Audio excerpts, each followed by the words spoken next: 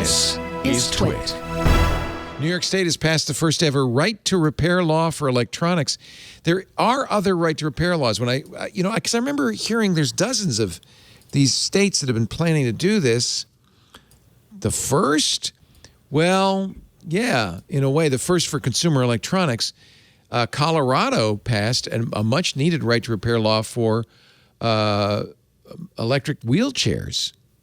This was a big issue for people in chairs. They couldn't fix their own chair. Sometimes you'd wait weeks or months for repairs from the official repairs. So Colorado fixed that. New York State has just passed their Fair Repair Act. Now, it is a little limited. It requires all manufacturers who sell digital electronic products in the state to make tools, parts, and instructions for repair available to consumers and independent shops. This is the kind of thing Apple hated, lobbied against like crazy. It's awaiting signature by the governor. It'll take effect 1 year after it's signed. iFixit called it a giant leap for repair kind, but it's interesting because it does have exceptions for home appliances, medical devices. You can actually almost see the money moving from lobbyists' hands into the pockets of the state assembly. Home appliances, medical devices. And, like wheelchairs. And all the premium tech. And agricultural equipment. And of course, part of the right to repair is a business fight with John Deere. Yeah. Mm-hmm. Yep. So Apple, I guess, just lost the lobbying battle. They didn't pay enough to get exempted out of this. Massachusetts has a law on automobile data. Colorado, the bill on wheelchairs, and now New York State for consumer electronic devices. That's a big deal. So, Leo, I should know this because I do try to watch various TWiT shows, but there's so many of them, I miss it. Have you tried to repair an iPhone? We did. Gotten the whole so Micah, this was, I use the term malicious compliance. Yeah. That's like when you pay, you have to pay a $100,000 tax bill and you give them a million pennies. Malicious compliance. So Apple's got a, self-repair thing. First of all, it's limited only to the very newest stuff. So it's an iPhone 12 or 13 or the brand new iPhone SE. That's it.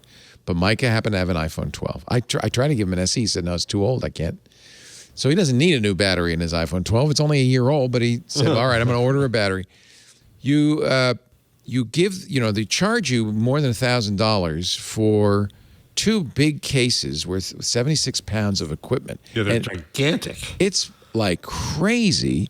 Micah got it all. Now you're a roadie taking a truck worth of sound equipment with sound gear and stuff. Yeah. Well, and this is the same stuff that Apple uses in the stores. It's not necessarily stuff you need. iFixit doesn't. They've got kind of low end ways of getting all of this done. But if you went to the Apple store.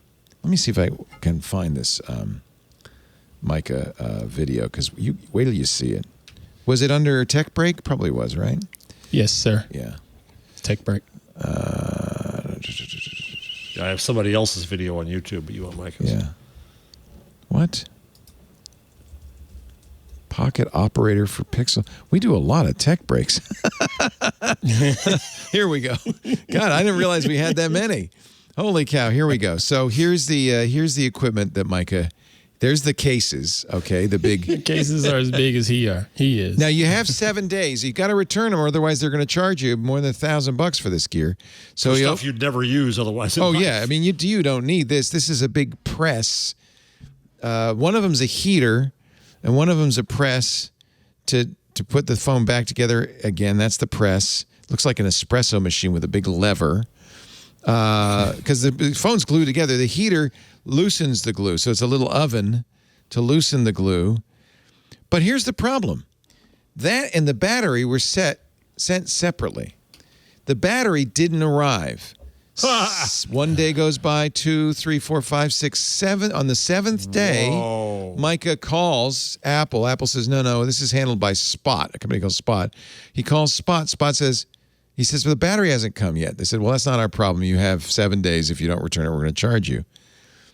Pass the buck. So we have all this stuff, but we don't have the one thing, the 2-ounce part that you need to fix it. I think Apple doesn't really care. I mean, you can make a lot of excuses like, well, the battery's lithium ion, so it has to be shipped separately, blah, blah, blah. Yeah. Here it is.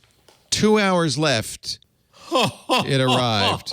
But too late. Mike is in the car because he doesn't want to have to pay $1,049 for this stuff. Now, do they charge, even forgetting the deposit for not returning it, is there a fee for... Yeah, there's $49. Battery, you're paying for this whole thing. $49 rental and $49 for the battery. It ends up, so when you add it together, it's almost exactly what you would pay if you gave it to Apple to fix. Coincidence? I think. But you have a right to repair. Yeah, you wanted to repair it yourself. It's just Apple's, middle finger compliance. Yeah, it sure is. So, obviously our advice is don't, get Apple to do it. I guess if you were a third-party repair shop, you would buy those tools. You probably already have them. But I think you have to have a separate set for each model, by the way, because it's all just exactly fit. Oh, jeez. So, no, you don't have them. See, this is part of it. Is that only Apple had these tools for the longest time until now. But UBreak iFix has the means to heat it up and pull it apart. Yeah, I mean, if you go to iFixit to replace an iPhone 12 battery, they will sell you a battery, and they will. But it may not be from Apple, right? And they will sell you a little thing you put in the microwave oven, a little bolster that you put on it to heat up the phone to loosen the glue. They have all little spudgers, little picks that you pry the thing apart with and all of that. So yeah, you can get the same stuff and it's cheaper. Let me see. Here's the iPhone 12. Let's see. Battery replacement. Difficulty moderate. I think that's generous. You need a pentalobe screwdriver, an eye opener, a set of opening picks, a suction handle, a tri-point screwdriver, a spudger, tweezers. But they, to their credit, there's the eye opener that you put in the microwave to heat it up. Here's the suction cups to open it up. Would you want to do this yourself?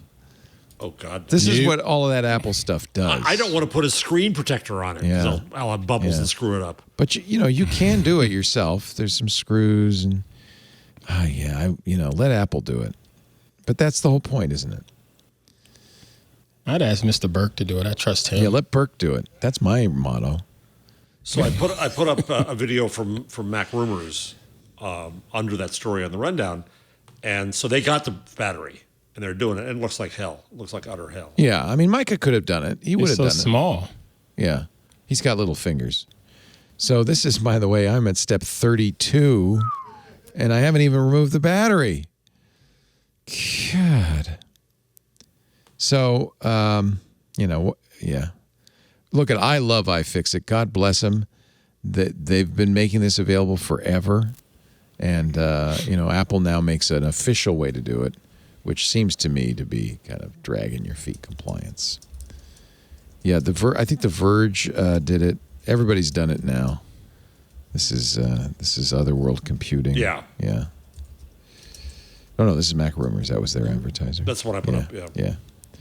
So, yeah. There you have it. So you have a law now that says you have a right to repair, but it ain't going to matter. Well, I wonder, with companies acting like this, malicious compliance,